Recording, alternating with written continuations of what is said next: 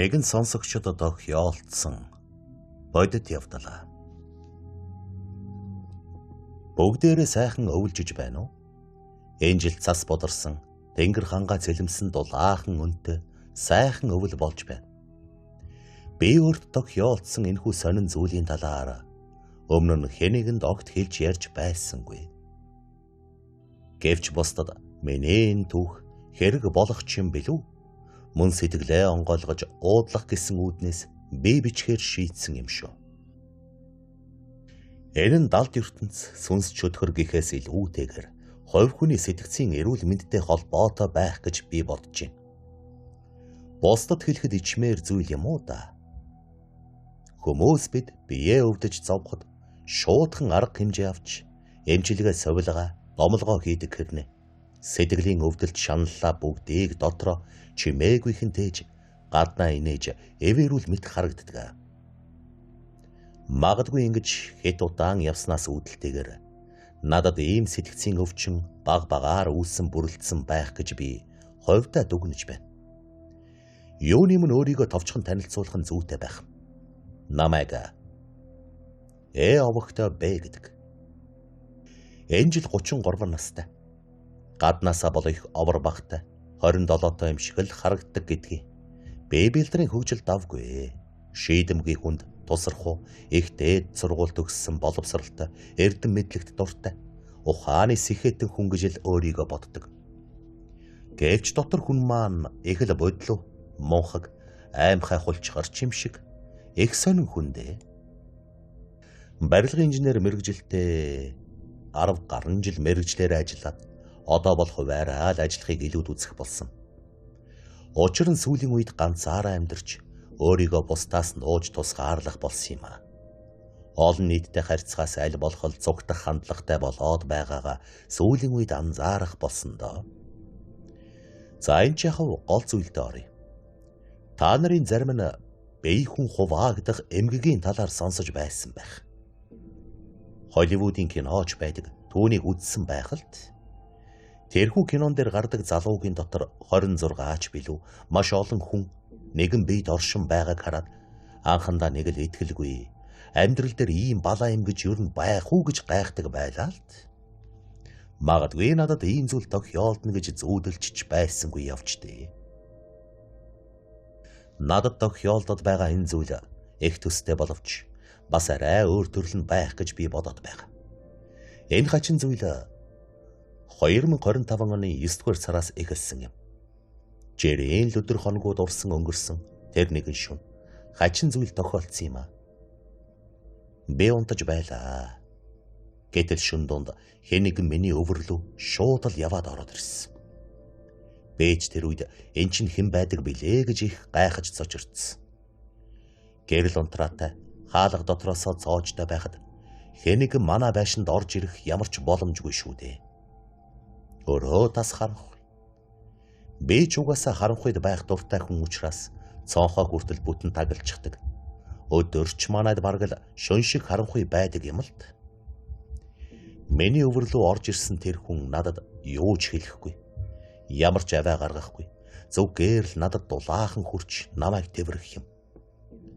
Би дотроо их гайхаж яахаач мэдэхгүй сандраад чи хэм бэ?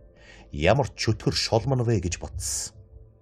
Гэвч хамгийн хачирхалтай түүний халуун дулаан тэврэлтэнд би тайвширлыг мэдэрч байх юм а. Тэр бит хоёр огт дуу аваагүйгээр ярилцах шаардлага огт гарсангүй. Бэбийн оюун бодлороо мэдэрч ойлголцоод байгааг би ухаарсан юм. Тэр эмэгтэй хүн байх нь тэр. Би зүүлээд байна уу эсвэл сүнсэнд даруулаад байгаа бол бууж гэж тэрхэн хооронд бодоод үзв.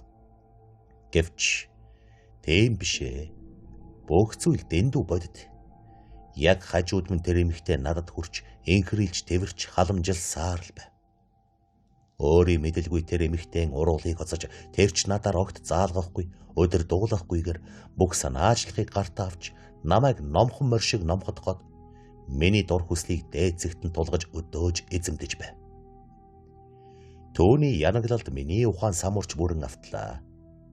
Яагаад ч юм түүнээс ямар ч хариу нэхээгүй их хайрыг мэдэрч байсан. Яг бодит таашаалтай, гайхалтай сексийг надад амтлуулсан да. Тэгээд энэ хачин секс дууссаны дараа миний ухаан эргэн надад ирэх шиг болж би шууд л энэ хачирхалтай хүүхнийг орноосоо шууд шал руу жийж түлхэж унгаагаад хэмбэ гэж хашгирав. Гэтэл толгой дотор минь хэнийг намуухан хоолойгоор би бол чи бол би гэх шиг дуу хоолой сонсогдов. Бэж хэсэг зур шокийн байдалд орж их цочордоод шууд л орноосоо босож гэрлээ асав. Өрөөнд маань хинч байсангүй. Би ойр ганцаараа зогсож байхан тэр тэгэхэд л би ухаарсан юм. Миний дотор бие хүн хуваагдж байгааг.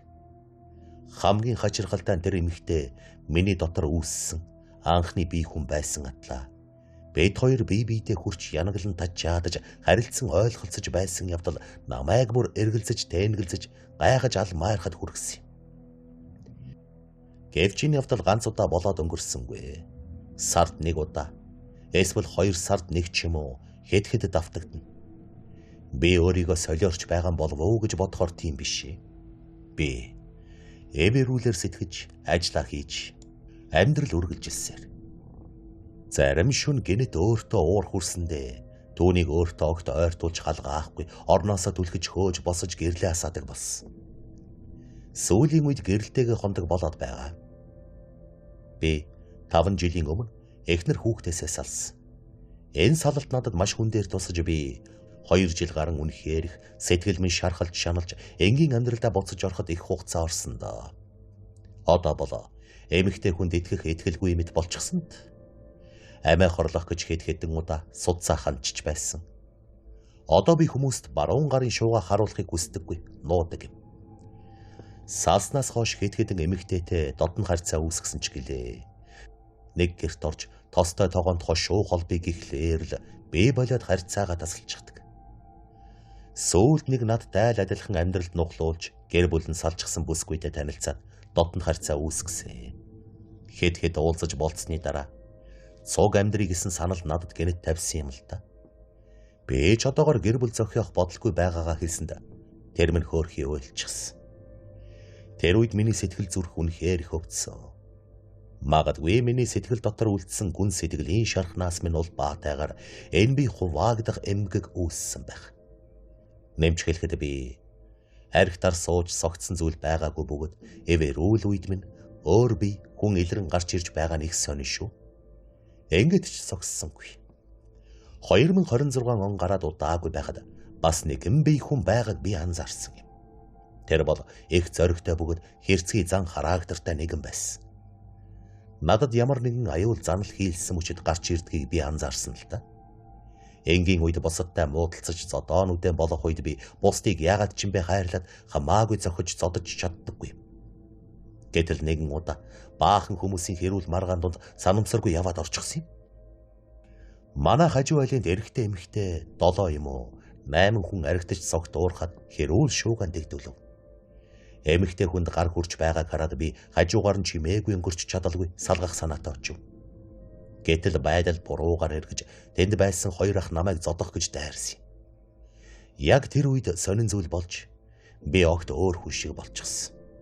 Сэтгэл зүрхгүй, ямар ч нүүрний ховролгүй сандрал айдасгүй болж нэг л мэтгэд надаас би ирэхүү тэр 2 ахыг хүүхэд шиг л зодож газарт хэвдүүлчихсэн байв. Хамгийн амар нь нөгөө агсраад байсан ах юу болсныг ч бараг ойлгож амжилгүй гар тулан босох гэж оролдоход би ямар ч эргэлзээгүй шууд л амар хатуу ултай гутлаараа нүүрлүүн маш хүчтэй өшөглөж нам унагсан да. Би чухаан ороод их гайхсан. Хүний нүүрлүү тийм хатуу гутлаар яаж юу ч бодолгүй өшгөлчихвөө гэж. Тэрхэн зурт би биш болчихсон. Зүгээр л айдас гэж мэддэггүй хэрцгий тулааны машин шиг л болсон байсан та. Тэнд байсан олон хүн над руу айцтай нүдээр харж байсан. Би ч өөртөө их гайхаж балмагдаад шууд л гэрлүүг орчихсон. Гэхдээ тэр явдалд гомдол энэ төр мэдүүлж цагдаа сэргийлэх болоогүй азтай өнгөрсөн. Энэ бол миний доторх бас нэгэн бие хүн байсныг би ойлгосон. Сүүлийн хэдэн сар надад тохиолдод байгаа энэ хачин зүйлсээс болж би тайван байхад хэцүү болж байна. Өөртөө санаа зовох боллоо. Би яах ёстойгоо удаан бодсон ч гарц гаргалгааг олоогүй л байна. Хамгийн сайн найздаа хамгийн их итгэдэг ээж энэ тухай хэлж зүрхэлгүй л байна. Би өөрийгөө ийм сэтгцийн эмэгтэй болчихно гэж зүүдэлж байсангүй. Магадгүй миний энэ түүхийг уншиж байгаа та бүгд дотроо нуусан сэтгэлийн шарх, сэтгэлийн зовлондоо анхаарал хандуулж байгаарэ гэж зөвлөмөр байна. Дотроо удаан дарж нуусан сэтгэлийн өвдөлт нь гаднаасаа огт харагдахгүй бөгөөд хичнээн инээж ханиасан аз жаргалтай мэт харагддагч. Сэтгцэд нөлөөлвөл энэ мэд сэтгэц мэдрэлийн өвчин болгоч аюултай юм байна шүү гэж захий да. Өөрийн зовлонгоо хэнийгэнд хэлэхгүй бол сэтгэл минь багтраад байна л та. Ойрын хүмүүстэй хэлбэл тэд ойлгож хүлээж авах болов уу? Бид бүгдээрээ бие-биедээ хэлдэггүй л болохоос биш. Хүн болгоны дотор сэтгэлийн зовлон шаналл үргэлж нуугдаж байдаг юм шүү. Хоромхон зуурын өчөөхөн энэ амьдралдаа бие биенээ ойлгож, хайрлаж, хуваалцаж амьдрах юмсан да.